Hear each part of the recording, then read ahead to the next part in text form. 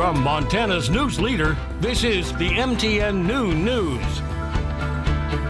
And good afternoon. Thanks for joining us on your statewide noon news. I'm Andrea Lutz. We continue to follow a social media blackmail case out of Teton County. Right now, the Teton County Sheriff's Office is investigating threats on social media and advising area schools to draw awareness about the issue.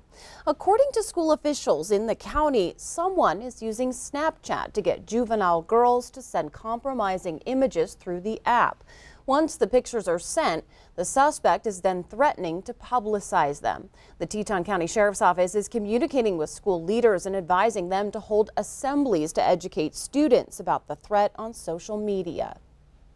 I just felt like there was a sense of urgency that we needed to do something for our students, and I'm aware that this goes on across the nation, and we've taken opportunities throughout the years to educate our students on what to watch for on social media, how to use it. All right, and we do want to let you know that the Teton County Sheriff's Office is working with state and federal officials on the investigation. In Missoula, a new lawsuit is forcing city leaders to rethink an ordinance that bans the sale of flavored e-cigarettes and vape products in the city. The new law passed last November and was supposed to go into effect yesterday, but the mayor was served a lawsuit that morning. Now Missoula leaders are pushing the date of the ordinance back to May 1st. The mayor says he believes the legislature will make a statewide law, and if that happens, it will make the ordinance meaningless and save the city thousands in legal fees. A Columbia Falls man is sentenced to pay $70,000 after being found guilty of removing a Ten Commandments statue from the lawn of the Flathead County Courthouse. Anthony Weimer must pay to reimburse insurance policies used to replace the monument. Weimer wrapped chains around the statue, pulled it out of the ground behind his pickup truck, then dragged it onto the middle of Main Street. He was given a deferred 3-year sentence and released on his own recognizance. Take a look at this. Much of the country is seeing quite a bit of snowfall, but levels in the Midwest are causing disruptions in travel and coronavirus testing. The National Weather Service says snowfall could keep going into late tonight in some areas. Nearly 170 flights are canceled at Chicago airports. Meanwhile, several virus testing sites have shut down in Nebraska and Iowa. And meteorologists say, depending on the snowfall totals, it could be historic storms for the Midwest. And at least one person has died after a tornado ripped through Alabama. The storm left significant damage, collapsing buildings, trapping several people in their homes. At least 5 people were hospitalized, and search and rescue efforts are ongoing. A young man was killed when a tree fell and collapsed a home. Seeing some of that damage is always alarming. Of course, we don't have to worry about tornadoes in Montana. Thank goodness, Miller. Absolutely. For us, we're just battling, well, some cold temperatures, but we're going to warm right back up. This morning, the big story was we saw a lot of dense fog out there. Still some fog in the area, and we're going to show you that here in just a bit across the state. 13 right now in Cut Bank. Great Falls, we're clocking in at about 15. 19 in Jordan. Glasgow sitting at about 6. Now, still hazy up there around Cut Bank. You can still see some fog floating down to Great Falls, where we saw some patchy dense fog, saw some thick stuff in Billings as well. That is dissipated.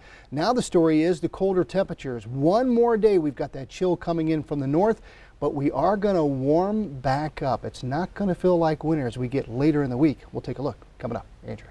Can't believe that it's almost February. Thanks, Miller. As Montana continues to see a slow rollout of COVID-19 vaccines, we're learning Yellowstone County will get less than half of the vaccines they've requested. 1,100 doses is what will be available this week. Billings Clinic will get the most at 975, but St. Vincent Healthcare was not allocated any doses. Hospital officials aren't sure why they were left out, but now won't book appointments this week. And Yellowstone County health officials call the allocation disappointing and inadequate. Butte's upcoming vaccination clinic will be hampered a little bit by low inventory of vaccines there. The health department will scale back this Wednesday's vaccinations at the Civic Center after only receiving 400 doses of the Moderna vaccine. Those will be for those 80 and older, and health officials will then reach out to those 79 and 78 years old if there are leftovers. If you are having a hard time finding a place that offers the vaccine, Google Maps wants to help. A new Google Maps feature will roll out in the coming weeks. It's only going to be in Arizona, Louisiana, Mississippi, and Texas, but it's going to track where you can find vaccine sites. Google searches for vaccines near me have increased since the new year. The results include details about whether an appointment is required, if a vaccine is only available to certain groups, and if there is a drive-through. Starting today, for the first time in almost a year, Missoula County students will be heading back to the classroom. Kindergarten through second grade and middle school students will return to full-time in-class learning 4 days a week. The school board voted to move into phase 2 learning after a study showed students could safely return to class if certain protocols were followed. School officials then worked to make that transition as safe as possible. And all Bozeman schools will return to a 5-day-a-week in-person class. The decision happened during a vote last night with the school board. January 27th will be the big day for high school students as they move to an in-class 4+1 model. Elementary students will continue that in-person learning 5 days a week, and middle schoolers will switch to in-person 5 days a week as well. That will happen on February 1st. In the Montana legislature, the House voted on a pair of bills surrounding transgender youth and school athletes in Montana. The bill says school athletes must compete on teams that align with their sex at birth, and that was passed. And the House approved a bill barring anyone under 18 from treatment or surgery for a sex change. The bill will face its final House votes this week. Then it will go to the Senate for consideration. 4 bills restricting abortions in Montana are advancing in the House. Pro-life groups gathered outside the Capitol saying pro-life issues will be furthered under Governor Greg Gianforte. But meanwhile, pro-choice advocates also made sure their voices were heard. They say the bills are unconstitutional. Similar abortion legislation has been struck down in other states in federal courts.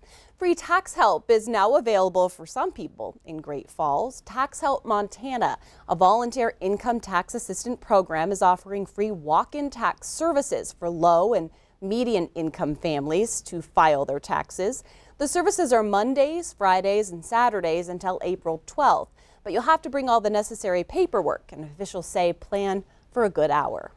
This is our 17th year with our Tax Help Montana program and providing free tax preparation for anybody that has a household income of less than $56,000 a year, or if they are 60 years of age or older. Well, the tax deadline, of course, is April 15th.